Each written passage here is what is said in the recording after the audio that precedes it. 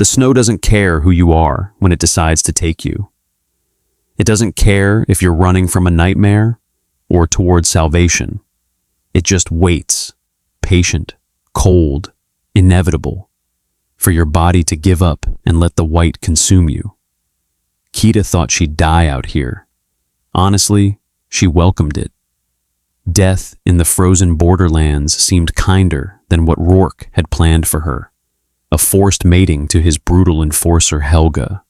A bond that would cement his power and break whatever spirit she had left. So when her legs finally gave out and she collapsed face first into snow that burned like fire, she closed her eyes and waited for the cold to finish what the beating started.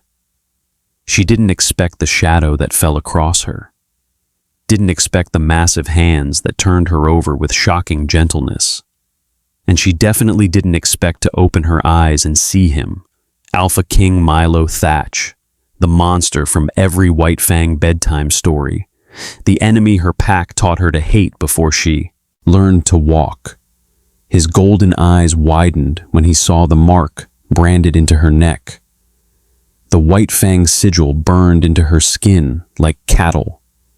Then he spoke, voice rough with barely contained violence. "I'll destroy whoever did this."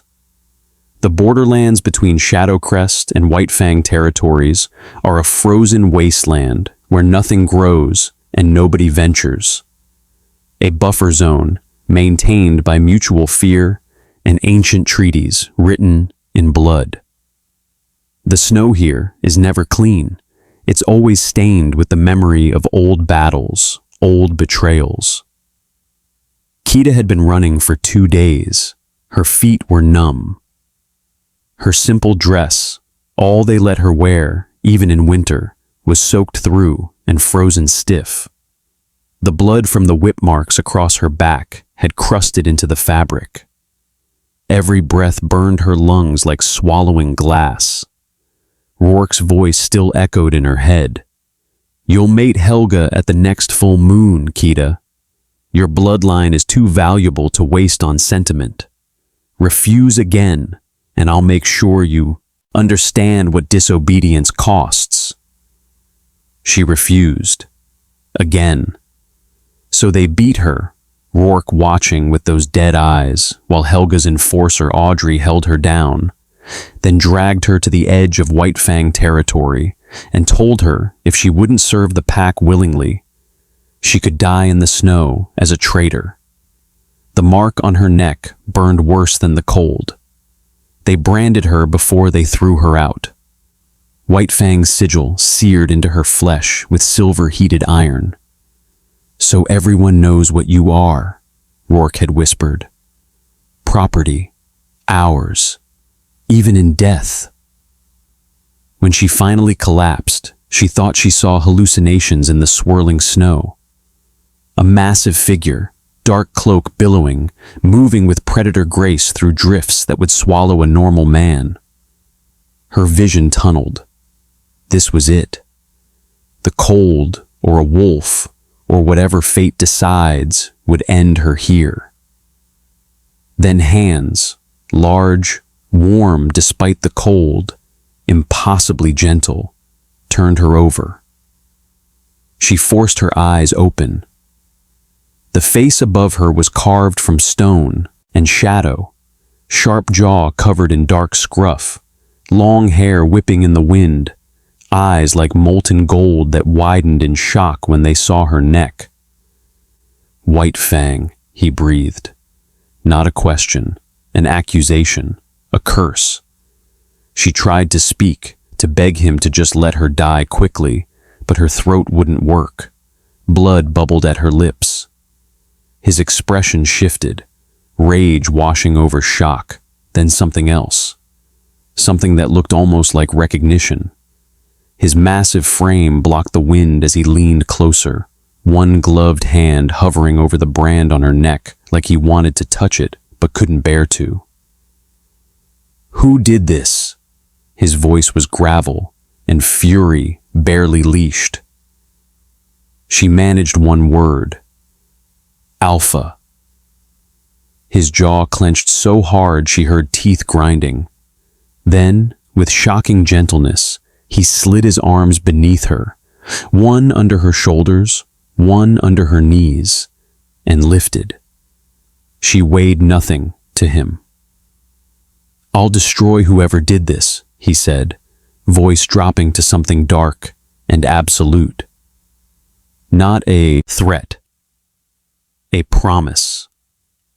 Through the haze of cold and pain, one coherent thought surfaced in Kita's fading consciousness. She was being carried to her death by the enemy king. Every story she was ever told said Shadowcrest wolves were monsters, that Milo Thatch specifically was a tyrant who bathes in Whitefang blood.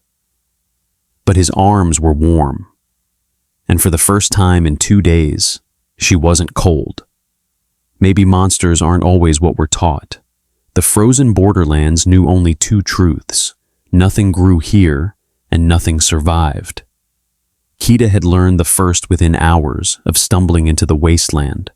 She was learning the second now, one agonizing step at a time. 2 days. 2 days without food, without shelter, without anything but the thin dress that clung to her back where the whip wounds had bled through and frozen the fabric to her skin. Every movement tore the wounds open again. Every breath stabbed ice into her lungs.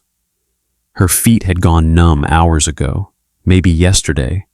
Time had stopped, meaning anything, and she couldn't tell if she was still walking or just falling forward in slow motion. The brand on her neck throbbed with its own cruel heartbeat. Silver-heated iron pressed into flesh until it sizzled, until she screamed, until Rourke's cold voice whispered in her ear, "Property, ours, even in death." She'd thought refusing Helga would mean punishment, confinement. More beatings, maybe. She hadn't expected to be marked like cattle and thrown into the killing cold to die alone. Her legs buckled. Snow rushed up to meet her face, and she didn't have the strength to catch herself. The impact drove what little air remained from her lungs. She lay there, cheek pressed to ice that burned worse than fire, and felt something close to peace. This was mercy. Better than Helga's brutality. Better than Rourke's schemes. Better than a life as property with a silver brand to prove it. Let the cold take her. Let it be quick. The shadow fell across her like a curtain dropping. Kita forced her eyes open. When had she closed them? And saw boots, massive, fur-trimmed, too close. A figure loomed above her, backlit by swirling snow, and her heart lurched with primal terror even as her body refused to move. She was going to die, not from cold, from claws, from teeth, from whatever predator had found her bleeding in the snow. Then hands touched her, large, gentle, impossibly warm, and turned her over with care that made no sense. Through the haze of cold and pain, she focused on the face above her. Stone and shadow. Sharp jaw, dark scruff, long hair whipping in the wind. Eyes like molten gold that widened in shock as they locked onto her neck. Whitefang. The word fell from his lips like a curse. Milo Thatch.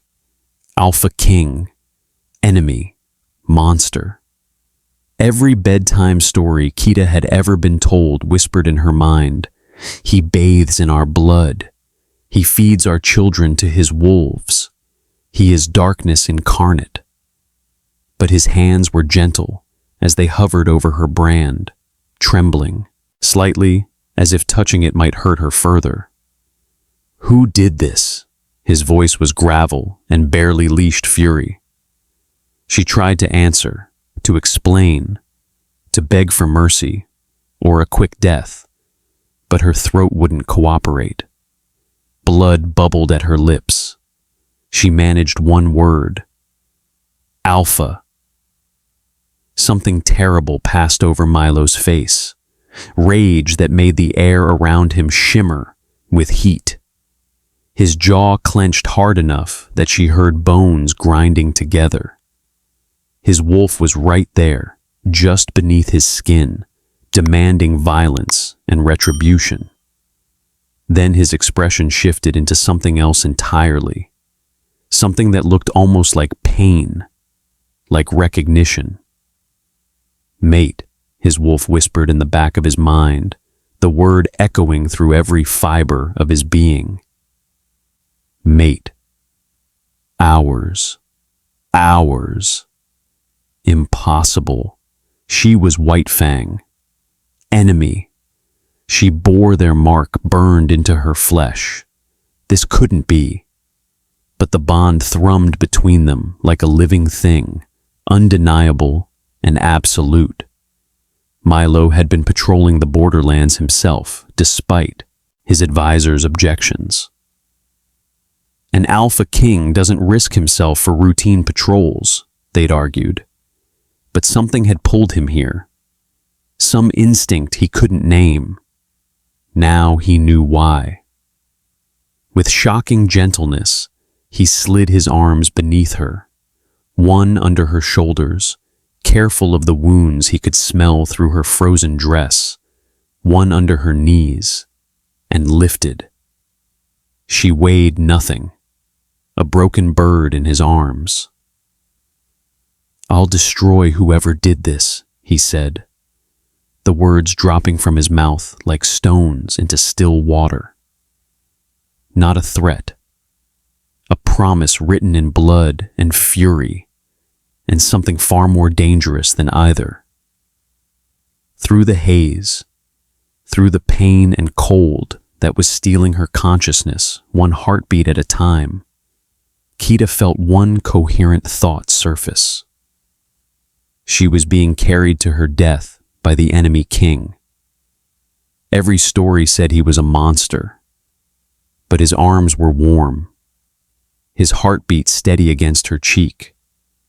And for the first time in 2 days, the cold couldn't touch her. Maybe monsters aren't what we're taught, she thought, as darkness finally claimed her. Above her, the Alpha King walked through snow with steady, purposeful strides, carrying his enemy, his mate, toward home. Warmth woke her, not the burning fever of infection or the false warmth before freezing to death, but real heat, gentle, steady, impossibly foreign.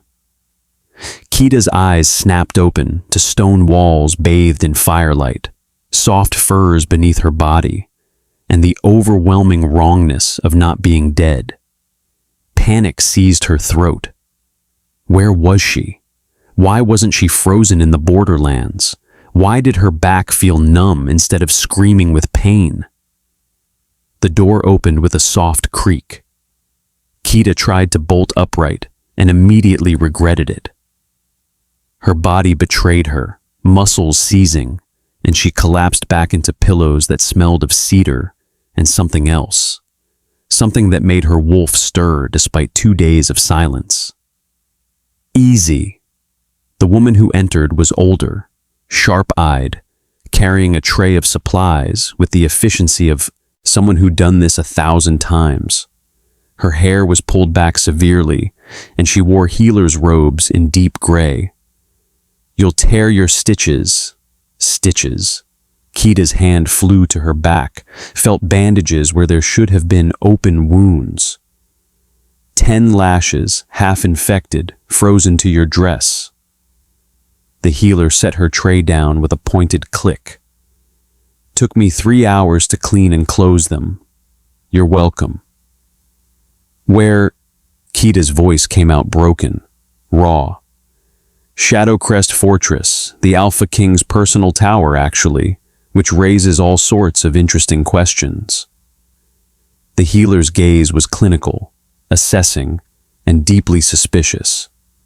"I'm Audrey, head healer, and you're White Fang." Not a question, an accusation. Kita's hand instinctively moved to her neck, to the brand that marked her as property, as enemy, as dead woman walking. Marked property, Audrey continued, mixing something that smelled medicinal and sharp, which makes you either a refugee or a spy. Either way, our king risked a diplomatic incident, possibly war, by bringing you here. She paused, fixing Kita with a look that could strip paint. Why would he do that? I don't know.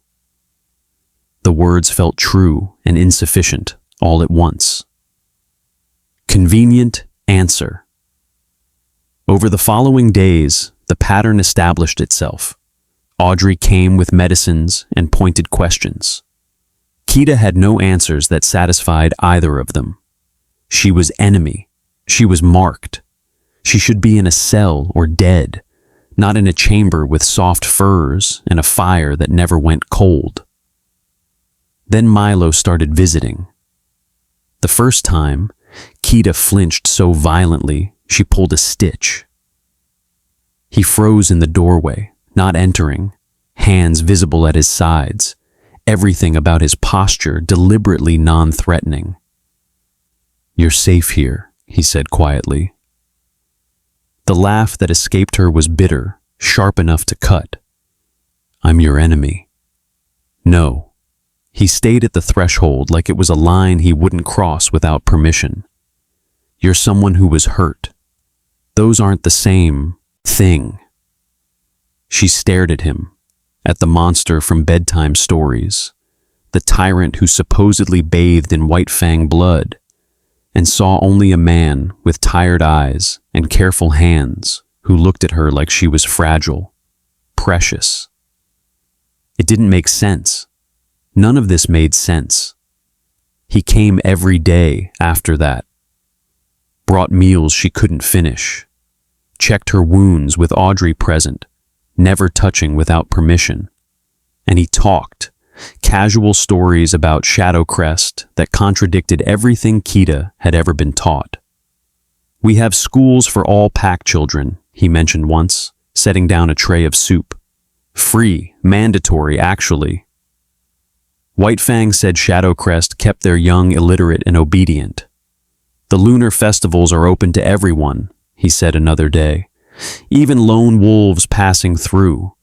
It's tradition. The moon belongs to all of us. White Fang said Shadowcrest executed outsiders on sight. My mother was human, he admitted quietly, and Kita's world tilted sideways. My father made it outside the pack. Some of the elders still haven't forgiven him, but he didn't care. She was his choice. White Fang said Shadowcrest killed humans and half-breeds as abominations. Each story was a crack in the foundation of everything Kita knew. Each gentle visit, each moment Milo treated her with more kindness than her own alpha ever had, widened those cracks into fissures. Meanwhile, Audrey's reports to the council grew sharper. The king is sheltering enemy, she told them bluntly, marked White Fang property in his personal tower. The pack is talking. They're asking why. They're asking what it means. It means, one elder growled, we have a liability bleeding under our roof. Audrey didn't disagree, but she also didn't miss the way Milo looked at the girl when he thought no one was watching, like she was something worth protecting, even if it cost him everything. Back in the tower, Kita lay awake staring at firelight dancing on stone walls, trying to reconcile the monster she was taught to fear with the man who brought her soup and told stories about festivals and freedom. Her worldview was cracking, and she was terrified of what would remain when it finally shattered completely. The whip marks healed slowly, becoming raised scars that Audrey said would fade with time and proper care. Proper care, as if Kita had ever experienced such a thing before Shadowcrest. The brand on her neck remained angry and silver dark, the edges puckered where the iron had burned deepest. Silver burns didn't heal clean. They weren't meant to. On the 5th day, Kita found the strength to walk to the tower window. What she saw shattered another piece of the world she thought she knew. Not wasteland. Not the desolate hellscape White Fang described in hushed voices. Shadowcrest sprawled below in orderly streets and thriving villages, smoke rising from chimneys. Children playing in courtyards while their parents watched and laughed. Normal life, peaceful life. The kind of life Kita had only seen in her dreams. It's not what you expected. Milo's voice from the doorway didn't startle her anymore. She'd grown used to his presence, the way he moved quietly despite his size, the careful distance he always maintained. No, she admitted. White Fang says this place is hell. And what does Shadowcrest say about White Fang? She turned to face him, saw the books in his arms. The same thing, I imagine. He set them on the table near her bed, a careful stack of leather-bound volumes, some old enough that the spines were cracking. Both sides of the story, he said simply. Read them. Decide for yourself. The histories were devastating in their honesty. Shadowcrest scholars wrote about the blood feud's origins with clinical precision. Land disputes that became skirmishes, skirmishes that became massacres, massacres that became generations of hatred. But they didn't shy from their own atrocities. The night of red snow, when Shadowcrest warriors slaughtered a White Fang delegation, the border raids that left villages burning on both sides. White Fang histories, written by Shadowcrest scholars who'd somehow acquired them, told the same story from the opposite angle. Different villains, same violence. Neither kingdom was innocent. Both were monsters. Both were victims. The realization sat like lead in Kita's stomach. She'd been raised to believe in absolute good and absolute evil. Now she held proof that the world was infinitely more complicated, infinitely more gray. "Why are you doing this?" she asked one evening when Milo brought dinner, real food, not the scraps White Fang fed her. "Why show me this? Why care?" He was silent for so long she thought he wouldn't answer. Then he moved to the window, staring out at his territory with something like pain etched into his features. "Because when I found you dying in the snow, my wolf recognized you." His voice was rough, reluctant, like the words were being dragged from somewhere deep. "The bond shouldn't be possible. We're enemies, different packs, generations of hatred between us. But it doesn't care about politics or history or blood feuds. It just knows what it knows." Kita's breath caught in her throat. Mate bond. He was talking about a mate bond. Those were sacred, undeniable, impossible to fake or force, given by the moon herself. "That's not," she started, but couldn't finish, because her wolf was stirring. Had been stirring since she woke in this room, drawn to him despite everything logic said should repel her. "I know," Milo said quietly. "Believe me, I know how impossible this is. My council thinks I'm losing my mind. My advisors want you gone, but I can't." He stopped, jaw clenched.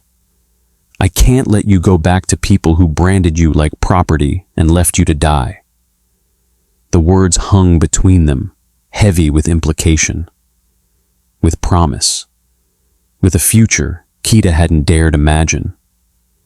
3 days later, in White Fang territory, Rourke stood over a scout who trembled before his alpha's rage. "Say that again," Rourke commanded, voice deceptively soft. "Her tracks lead to Shadowcrest, Alpha, directly to their fortress, She's been taken in by their king." The sound Rourke made wasn't human. His wolf surged forward, eyes flashing gold, and the scout stumbled backward in primal terror. "Stolen," Rourke snarled. "Property of White Fang, marked and claimed, stolen by that bastard Thatch." His hands clenched into fists. "Helga, gather the War Council. Alpha, if we move against Shadowcrest, she is ours." Rourke's voice shook the walls. "Marked, branded, property. I will burn Shadowcrest to ash before I let them keep what belongs to me."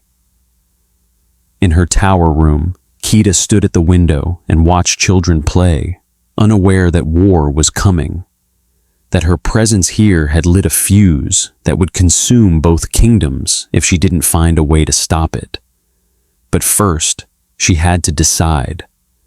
Fight the bond forming between her and the enemy king, or surrender to the impossible truth that the moon had chosen her mate from the very pack she was raised to destroy.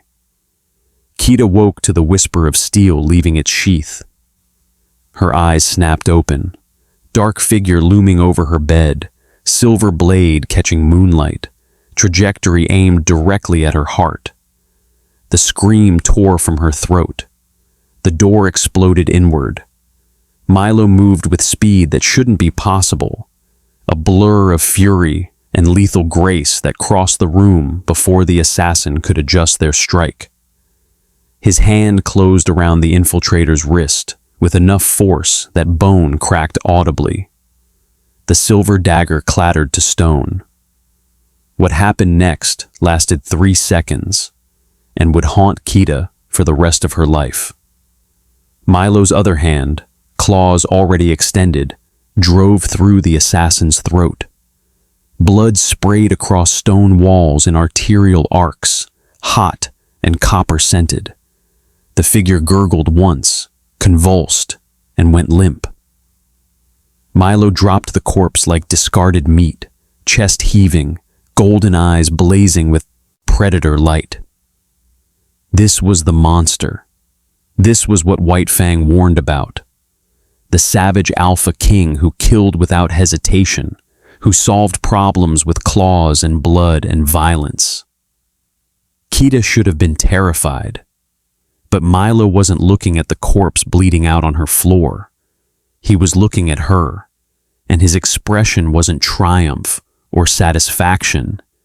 It was fear, raw, desperate fear. "Did he touch you?"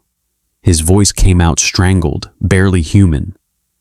Kida shook her head, couldn't speak past the shock closing her throat. Milo crossed the room in 3 strides, careful to step around the spreading pool of blood. His hands, still wet, still trembling with aftermath adrenaline, cupped her face with devastating gentleness. His eyes tracked over her, checking for wounds, for bruises, for any sign that the assassin had succeeded. "You're safe," he breathed. Not to her, to himself. Like a prayer or a promise. "You're safe." The gentleness after such brutal violence broke something in Kida's chest. Some final wall she'd been maintaining between herself and the impossible truth of what this man was to her. She saw it all at once. The monster who killed to protect her. The king who held her like she was precious. The mate her wolf had recognized from the moment he pulled her from the snow. She kissed him. The mate bond roared to life like wildfire catching dry timber. Heat flooded through Kida's body, starting where their lips met and spreading outward in waves that made her gasp against his mouth. Milo made a sound, half growl, half groan, and his arms came around her, pulling her close enough that she could feel his heart hammering against her chest. His wolf howled in recognition. Hers answered. This was what the moon intended. This impossible, perfect, devastating connection between enemies who should have killed each other, but instead fit together like they'd been made for this exact moment. When they broke apart, Milo's control was visibly thread thin. His pupils were blown wide, his breathing ragged, his hands fisted in the fabric of her nightdress like he was physically restraining himself from taking more. Kita. Her name came out rough, barely recognizable.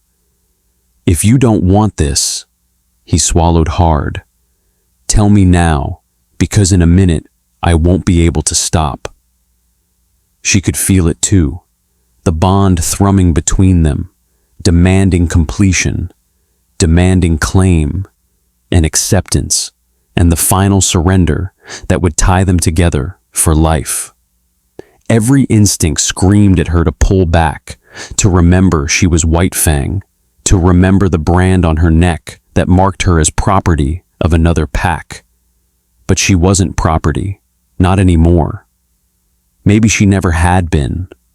And this man, this impossible, gentle, violent man, had proven with blood and tenderness that he would protect her, that he saw her as more than a tool or a pawn or marked flesh to be owned. Her wolf knew, her body knew, her heart knew. Kita made her choice. "Don't stop," she whispered against his lips. The last thread of Milo's control snapped. Outside, dawn began to break over Shadowcrest territory, painting the sky in shades of blood and gold. In White Fang lands, Rourke's war council gathered, planning vengeance for stolen property. But in the tower room, where an assassin's corpse cooled on stone floors, two wolves claimed each other despite every reason they shouldn't. And the mate bond sealed itself in heat and desperation, and the absolute certainty that what the moon had joined, no alpha, no matter how powerful, could tear apart.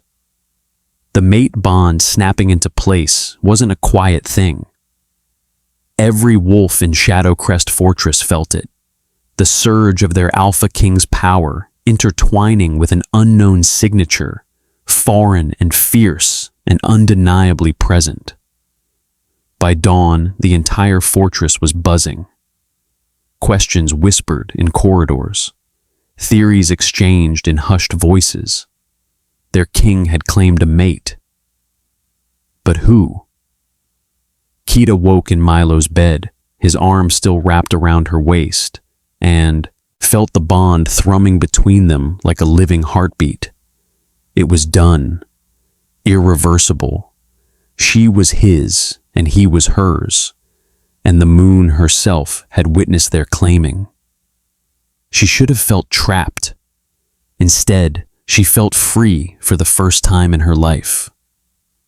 The feeling lasted exactly 3 hours.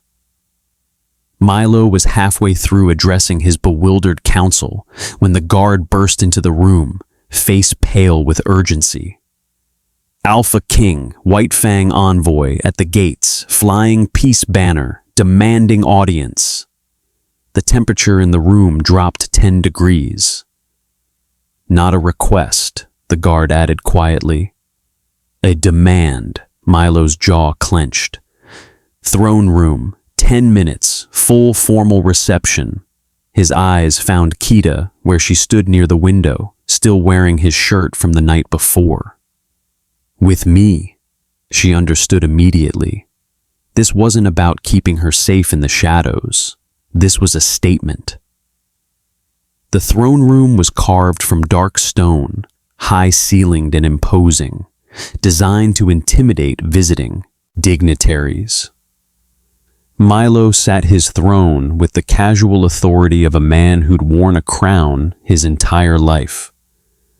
Kita stood beside him, not behind, not hidden, visible to every eye that entered. The White Fang envoy was a scarred warrior named Kane, Rourke's second in command, with dead eyes and a mouth that curved naturally toward cruelty. He strode into the throne room, flanked by 2 guards, his gaze sweeping the assembled Shadowcrest wolves before landing on Kita. His smile was a knife's edge. "There she is. State your business." Milo's voice could have frozen blood. Cain produced a scroll sealed with White Fang's sigil. "Formal demand from Alpha Rourke of White Fang Pack. Return Kita Nadak, stolen property of White Fang, marked and claimed under Pack law. Failure to comply will be considered an act of war." Stolen property. The words hit Kita like a physical blow, made worse by the certainty in Cain's voice, as if she was a lost sheep, a misplaced tool. Milo stood slowly, and the power radiating from him made several Shadowcrest wolves step back involuntarily.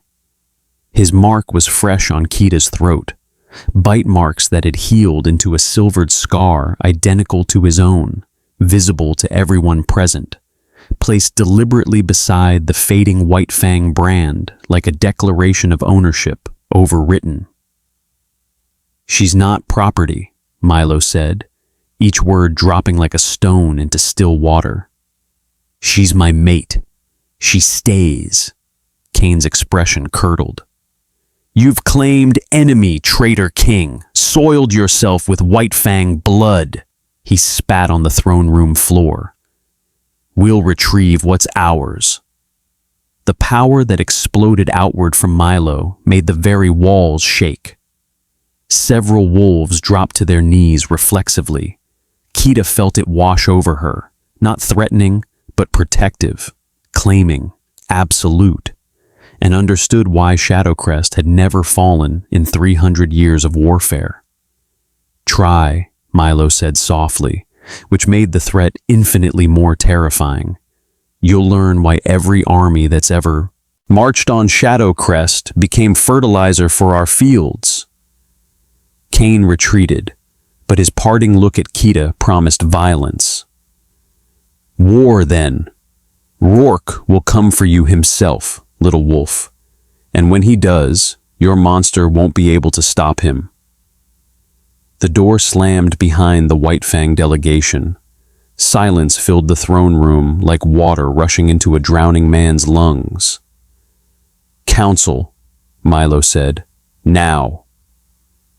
They convened in the war room, maps spread across tables, defensive positions marked, supply routes calculated. Audrey, who'd transformed from suspicious healer to pragmatic ally over the past week, leaned over the largest map with grim efficiency. "Rourke will use this to justify full invasion," she said bluntly. "He's been looking for an excuse for years. You've handed him one wrapped in a bow." "I won't hide her," Milo said immediately. "I won't send her away to make politics easier. No one's suggesting I've waited 3 decades for a mate." His hand found Kita's, fingers intertwining with bone-deep certainty. "I won't surrender her to spare us a war we were always going to fight anyway." Kita looked at their joined hands, his scarred from battles, hers still bearing rope marks from White Fang's cruelty, and made her own vow. "Then we fight together." Outside, storm clouds gathered over the borderlands. Inside, 2 kingdoms prepared for the war that had been brewing for generations, finally given permission to ignite. Rourke didn't wait for formal declarations or diplomatic posturing. Within a week, White Fang launched coordinated raids on Shadowcrest border villages, swift, brutal attacks designed for maximum devastation. They burned homes while families slept inside, slaughtered civilians who'd never held weapons, left messages carved into corpses, "Return the traitor." Milo mobilized defensive positions, fortified vulnerable settlements, deployed patrol units to intercept raiding parties. But he wouldn't launch a full counter-assault. Wouldn't give Rourke the total war he clearly wanted. Still hoping, somehow, that bloodshed could be contained. Keita watched reports come in from the war room, each one a knife twisting deeper. 7 dead in the northern village, 15 in the eastern settlement. A child found clutching her mother's burned corpse. All because Rourke wanted her back. All because she dared to defy him. The guilt consumed her from the inside out. She packed in the dead of night, quietly, efficiently, the way she'd learned to move in White Fang when drawing attention meant punishment. A small bag with basic supplies. A borrowed cloak. The silver dagger Audrey had given her for protection. She'd slip past the guards, make it to the borderlands, surrender to White Fang. End this. Stop the dying. Milo found her at the tower window, bag at her feet, ready to flee. You think sacrificing yourself will stop him? His voice was quiet, devastated. Not angry, worse than angry. Hurt. Keita couldn't meet his eyes. People are dying. They're dying because Rourke is a tyrant who sees challenges to his authority as existential threats. Milo crossed to her slowly, hands visible, non-threatening even now. He doesn't want you back, Keita. He wants to punish you, to prove that no one, not you, not me, not anyone, defies him and lives. Your death won't end this war. It'll just mean you died for nothing.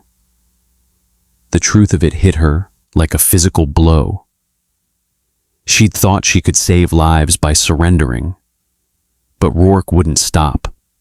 He'd take her death as victory and press his advantage, burn more villages, kill more innocents, until Shadowcrest submitted completely. I was taught to hate you, she whispered. The words spilled out like poison and she'd been holding too long. From childhood, before I could read, I knew Shadowcrest was evil. That your people were monsters. They burned it into me like... Her hand flew to the brand on her neck. Like this. Milo's expression shattered. But White Fang... Her voice broke. They made me property before they made me a person. Gave me a designation, a breeding value, a purpose that had nothing to do with who I was. And I believed it. I believed all of it because what else was there? Milo pulled her into his arms while she grieved, for the pack that never loved her, for the childhood stolen by propaganda, for the lies that had shaped her entire existence until a dying collapse in the snow forced her to see truth. 3 days later, Helga came for her. The attack happened at dawn, coordinated assault on the fortress itself, White Fang warriors scaling walls and crashing through gates with suicidal determination. Helga led the charge personally, her massive frame cutting through Shadowcrest defenders like wheat before a scythe. Where is she? Helga's roar echoed through stone corridors. Where's the traitor? Keita heard it from the war room where she'd been studying defensive maps with Audrey, heard the battle cries, the clash of steel, the screams of wounded wolves. Her former packmates were here, killing people who'd shown her kindness. She grabbed the silver dagger and ran toward the sound. The corridor was chaos, blood on stone, bodies in Shadowcrest colors crumpled against walls, White Fang warriors pushing deeper into the fortress. Keita saw Audrey cornered by 2 attackers, one raising his sword for a killing blow. She didn't think, didn't hesitate, drove her dagger through his throat from behind, ripped it free, spun to meet the second attacker's shocked expression with a slash across his eyes that sent him stumbling backward. Audrey dispatched him with clinical efficiency. "Behind you!" Kita turned. Former packmate, she'd shared barracks with him, knew his name was Jacob, lunged with claws extended. She moved on pure instinct, ducked under his swing, came up inside his guard, and buried the dagger in his chest. Felt his blood spray hot across her face. Watched recognition and betrayal flicker in his eyes before death claimed them. The battle raged for another hour before Shadowcrest forces drove the White Fang warriors back. Helga retreated with her survivors, but not before locking eyes with Kita across the blood-soaked courtyard, a promise of future violence. After, Kita stood in Milo's chambers, covered in blood that wasn't hers, hands shaking with aftermath adrenaline. She'd killed packmates, former family, the people she'd grown up with. She felt nothing but relief that they were dead instead of Audrey. Milo found her there, pulled her close despite the blood, despite everything. "I'm not White Fang anymore," she said into his chest. Not a question, a fact. "I'm yours." "You were always yours," he corrected gently. "But yes, you're mine too." The captured Shadowcrest scout stumbled into the fortress courtyard at dawn, barely alive, beaten until his face was unrecognizable. But the message carved into his chest was clear enough. Return the traitor for execution, or face annihilation. 3 days, Rourke, both kingdoms mobilized, armies massing at borders, thousands of wolves preparing for slaughter that would stain the borderlands red for generations. Milo stood in the war room watching reports flood in, each one a countdown to catastrophe. "There's another way," Kita's voice cut through the planning. Every head turned toward her. "Challenge him. Alpha combat, winner takes all." Audrey frowned. "That's old law. That Rourke used to seize control of White Fang 15 years ago," Kita finished. "It's sacred. Both packs would have to honor the outcome." Milo understood immediately. Single combat meant risking everything on one fight. If he lost, Shadowcrest fell. But if he won, the war ended without thousands of casualties. "Issue the challenge," he said. Rourke accepted before the sun set, his response delivered with gleeful anticipation.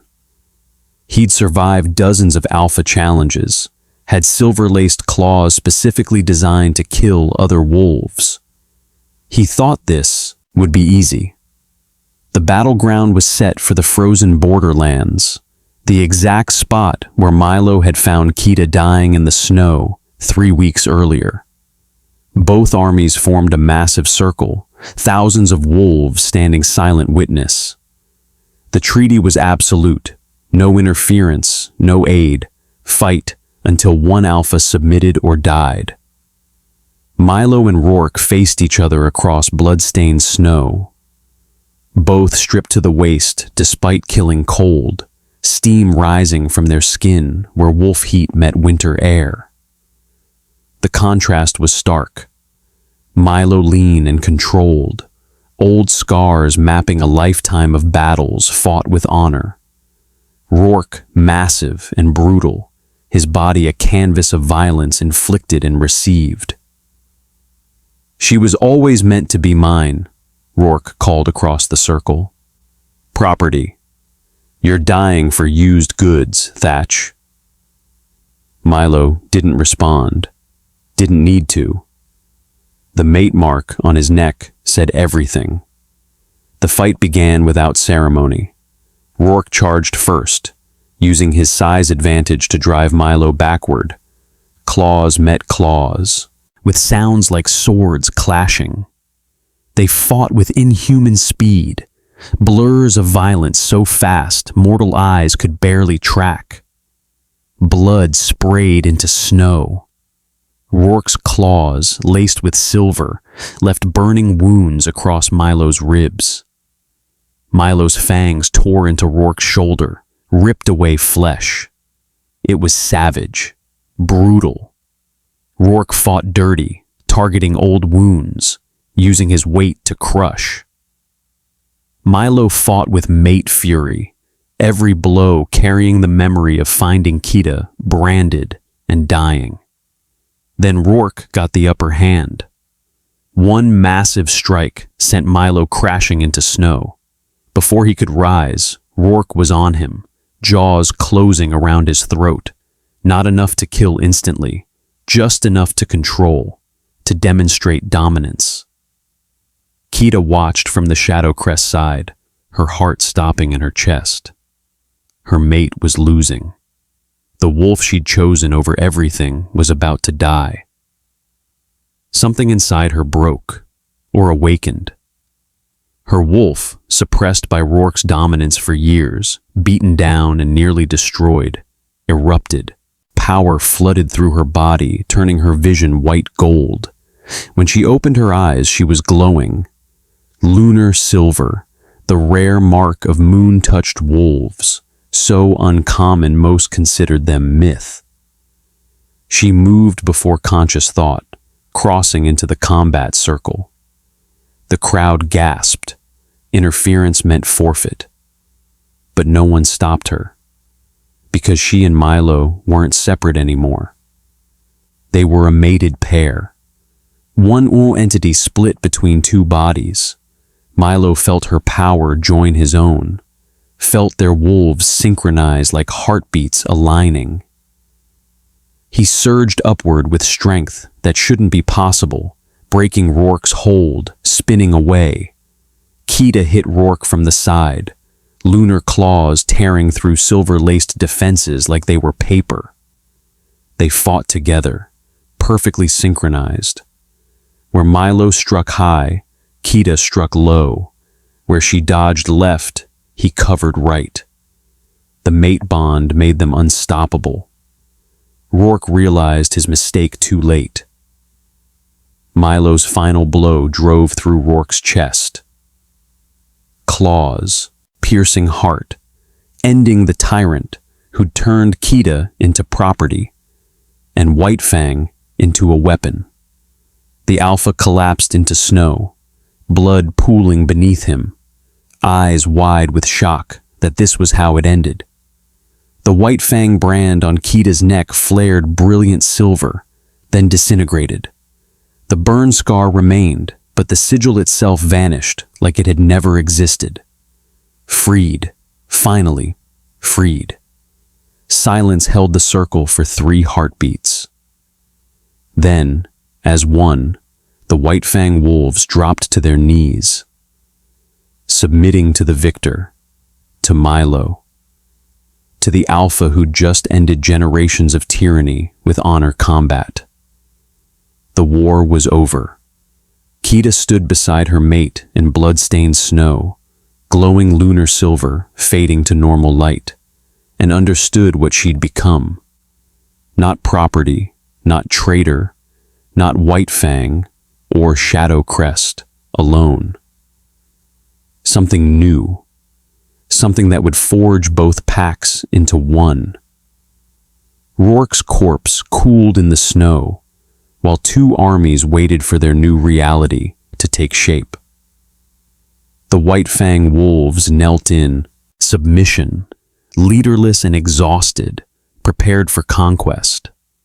Prepared for Milo to take what Rourke had fought to keep, their territory, their resources, their freedom.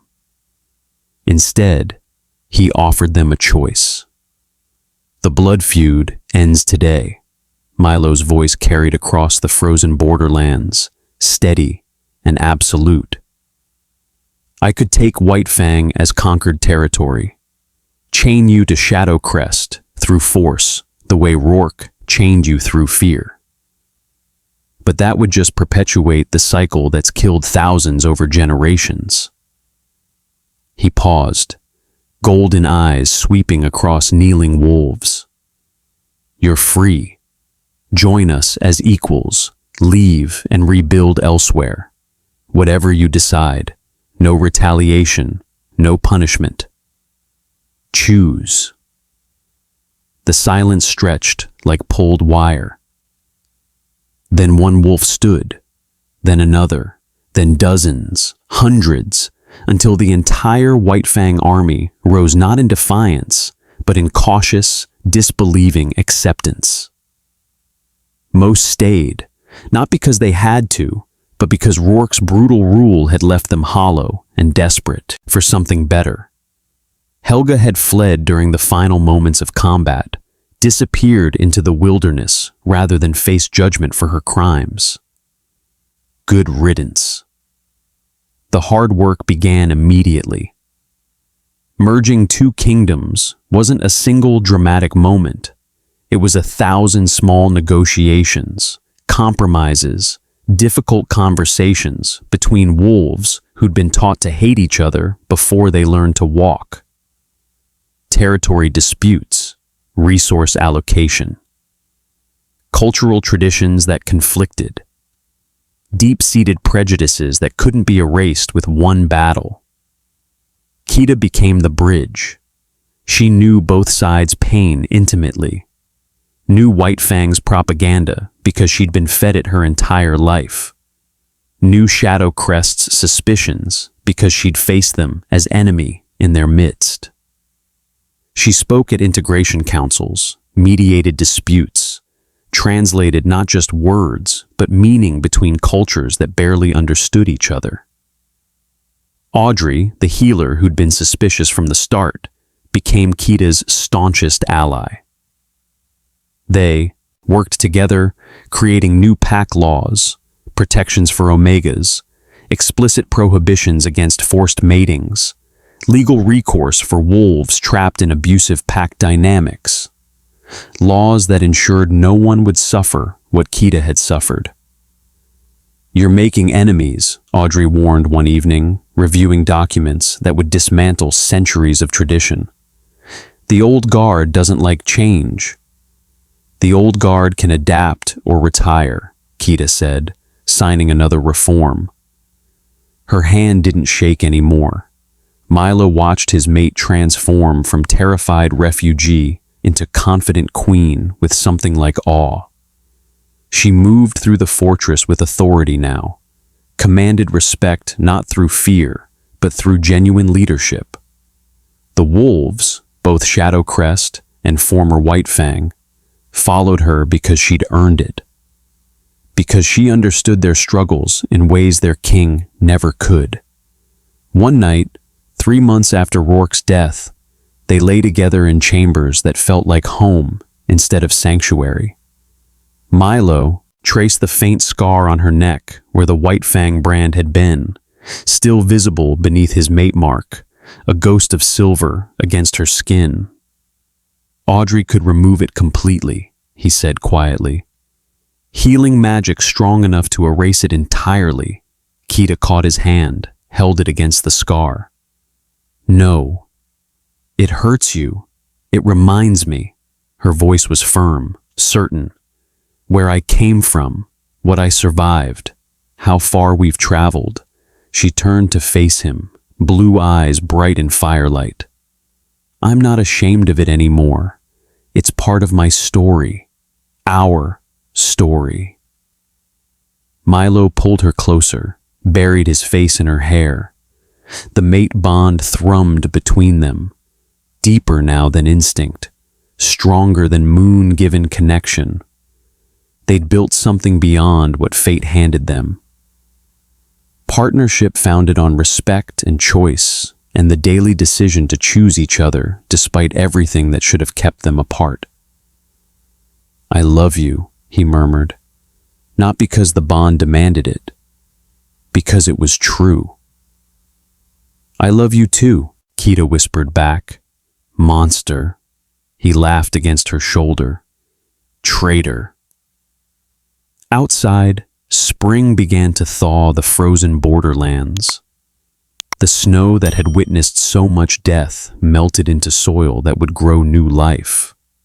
In villages across merged territories, former enemies learned each other's names, shared meals, built tentative friendships that would become foundations for lasting peace. The war was over, not through more violence, but through the impossible choice one dying wolf made in the snow, to trust the enemy who offered gentle hands instead of the pack that branded her as property. Sometimes monsters aren't what we're taught.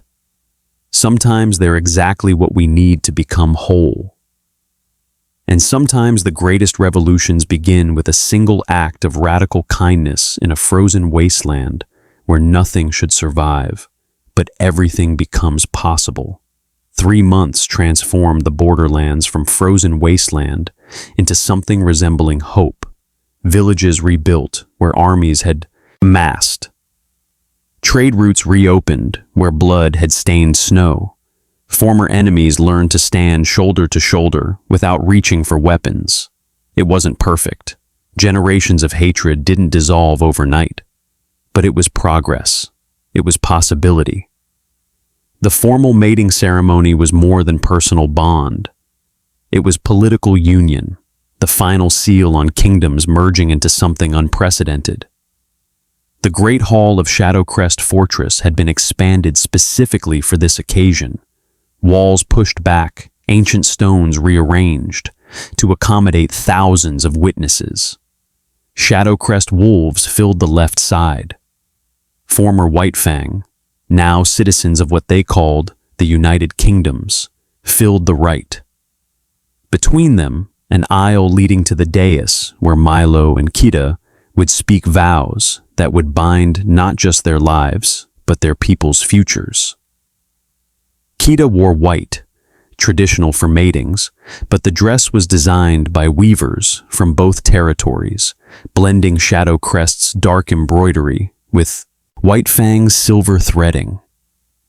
Her neck was bare except for Milo's mate mark, the faded Whitefang brand visible beneath it like a ghost. She'd refused veils, refused concealment. Let them see everything. Let them understand the journey. Milo stood at the dais in formal ceremonial robes, but his eyes tracked only her, his mate, his queen, the woman who'd taught him that the greatest strength wasn't dominance, but the courage to extend hands instead of claws. The priest began the ancient ritual, blood mixed in silver chalice, words spoken in the old tongue that predated kingdoms and conflicts. But when it came time for personal vows, Milo and Kita had prepared their own. Milo spoke first, voice steady and carrying to the hall's farthest corners. I found you dying in snow, marked as enemy, branded as property of the pack I was taught to hate. You could have been threat, could have been weapon planted by Rourke to destroy us from within. He paused, golden eyes locked on hers. Instead, you taught me that the labels we inherit don't define us, that hate is learned, but love is truth. You showed me that the strongest bonds aren't forged by fate. They're chosen every day, despite every reason to walk away. Kita's turn. Her voice didn't shake anymore when she addressed crowds. You were the monster from every story I was told, the tyrant, the savage, the enemy I should fear more than death itself. She smiled, and it transformed her face from scarred survivor to radiant hope. Instead, you were the first person who saw me as more than property, more than bloodline or breeding potential or political asset. You saw me, broken and marked and dying, and decided I was worth saving anyway. The crowd erupted. Not polite applause, but genuine thunderous approval. Former enemies standing shoulder to shoulder, celebrating the union that proved peace was possible. After the ceremony, after the feast where wolves from both territories shared food and stories and tentative laughter, Milo and Kita stood on the fortress ramparts overlooking their united kingdoms. The sun was setting, painting everything in shades of amber and rose. Below, villages that had been razed were rebuilding. Trade routes that had been closed for generations were reopening. Children played in courtyards who wouldn't grow up being taught to hate each other, wouldn't learn that enemies were made before they were born. "No regrets?" Milo asked quietly, hand finding hers. Kita touched the scar on her neck, the white fang brand that had once marked her as property, now faded beneath the mate mark that proved she chose her own destiny. The contrast told the whole story. Slavery transformed into survival, branded enemy into celebrated queen, dying alone into standing beside a mate who'd redefined what power meant. Only that it took dying in the snow to find living, she said. Below, their kingdoms celebrated. Two peoples who'd spent centuries trying to destroy each other, now learning to build together. Above, on ancient ramparts that had witnessed so much violence, two people who should have been enemies stood as the reason for peace. The snow didn't care who you are when it decides to take you. But sometimes, if you're impossibly lucky, it puts you in the path of someone who cares enough to save you. And sometimes that's all it takes to change the world.